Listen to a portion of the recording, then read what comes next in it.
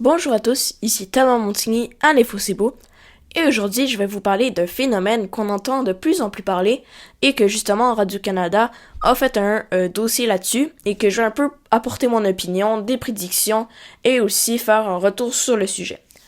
C'est la réduflation.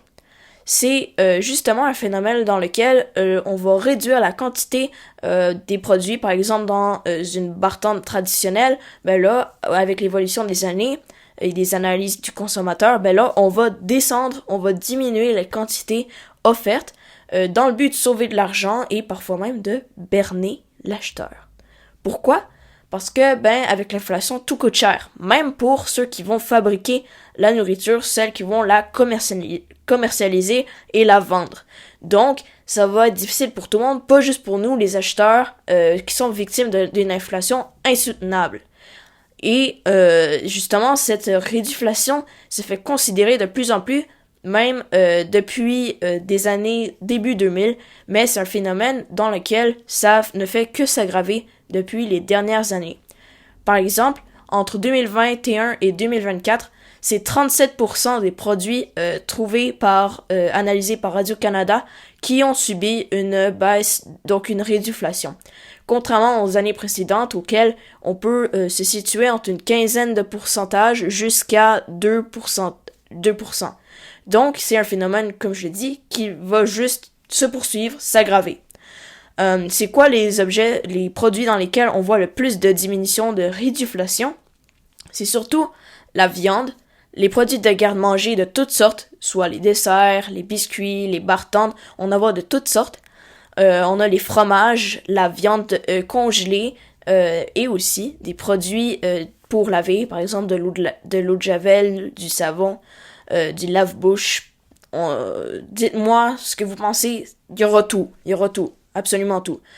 C'est un reportage dans lequel ils ont analysé plus de 300 produits, ont analysé des centaines de courriels, de propositions d'internautes sur des produits justement qui ont beaucoup changé. C'est des diminutions de quantité qui peuvent être de 5% jusqu'à plus de 40%. En effet, la majorité de la réduflation va se situer en 10 et 15% des produits. Donc 10 et 15%, c'est la réduflation en quantité. Et c'est là qu'on va retrouver la majorité des produits.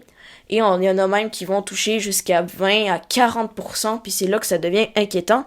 Parce que les vendeurs vont pas nécessairement afficher, écrire ça dans le ciel, diminution des ventes de la quantité de produits, on va vous berner comme ça, vous le verrez pas. Non, ils vont essayer de le cacher. Par exemple, le meilleur exemple que j'ai pu trouver, c'est les boîtes, les contenants de Tropicana, jus d'orange. La boîte au fil des années a l'air très similaire, mais c'est une baisse inconsidérable qui s'est fait remarquer.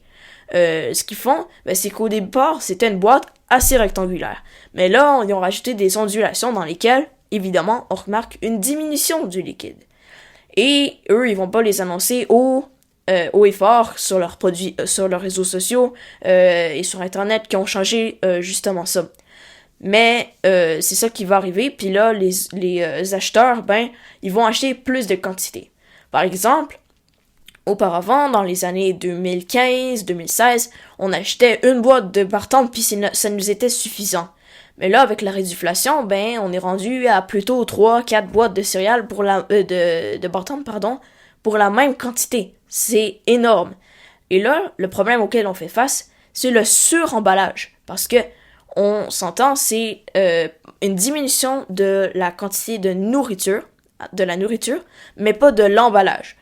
Et l'emballage, rendu au 21e siècle, c'est du plastique, des choses qui ne sont pas toujours réutilisables, recyclage, et qui ne vont qu'alourdir les changements climatiques et la crise climatique, la pollution, les sites d'enfouissement, tout ça va être empiré et ça va être de plus en plus difficile de s'en sortir parce que le rapport entre la quantité de nourriture et d'emballage dans le même produit, c'est assez incroyable, la différence au cours des dernières années.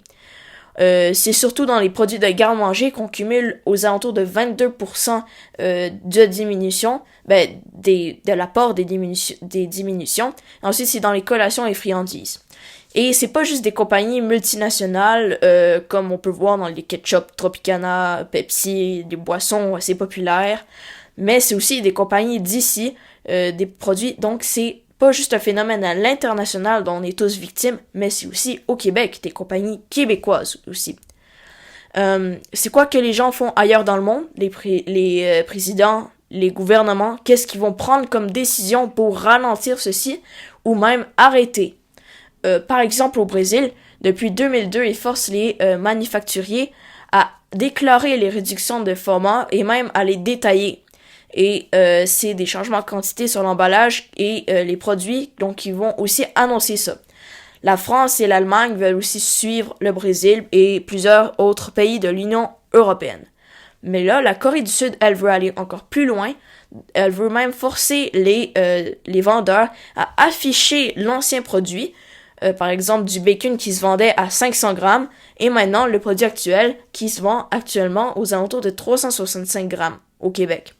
Donc, une diminution assez considérable, mais pour que le consommateur en soit avisé, parce que ça va peut-être changer ses habitudes d'achat aussi. Donc, tout ça va être intéressant à constater. Du côté des États-Unis, Joe Biden s'est prononcé sur le sujet, il a partagé son mécontentement sur la réduflation, mais il n'a rien annoncé actuellement pour remédier au problème parce que il est assez occupé en ce moment pour essayer de faire face à Donald Trump qui est un candidat assez féroce pour lui pour l'élection du 5 novembre 2024.